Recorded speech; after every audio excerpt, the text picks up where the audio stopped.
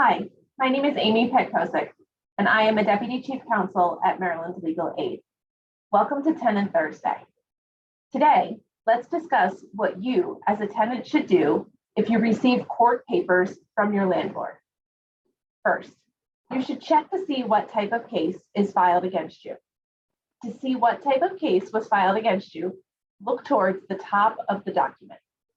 The most common landlord-tenant actions are failure to pay rent, tenant holding over, and breach of lease. There are different laws that apply for each type of action, so it is important to make sure you are prepared ahead of time so that you can properly defend yourself in court.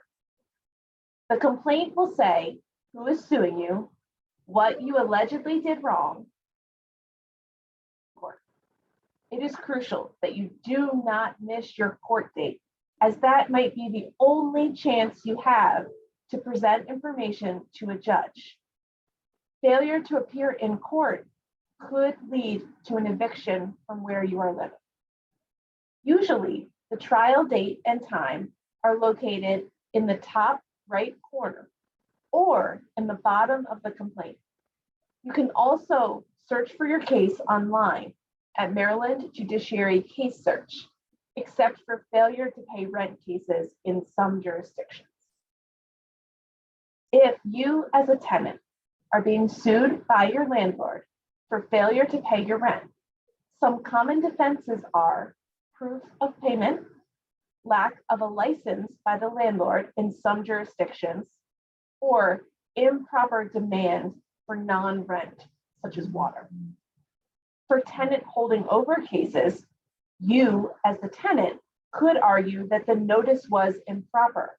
In most jurisdictions, notice has to be given 30 days in advance, 60 days in Baltimore City. Or you as the tenant could argue that your lease has not expired and it is still active. Finally, for breach of lease cases, you must present evidence to counter the allegations the landlord has made against you. Maryland Legal Aid strongly recommends reaching out to a lawyer, especially if you are facing a breach of lease case, as those can get complicated. If you, as a tenant, are struggling to make rent payments due to the COVID-19 pandemic, you can no longer rely on the eviction moratoriums, as they have all expired. However, there is help available. If you go online at rentrelief.maryland.gov, find out how to apply for rental assistance funds.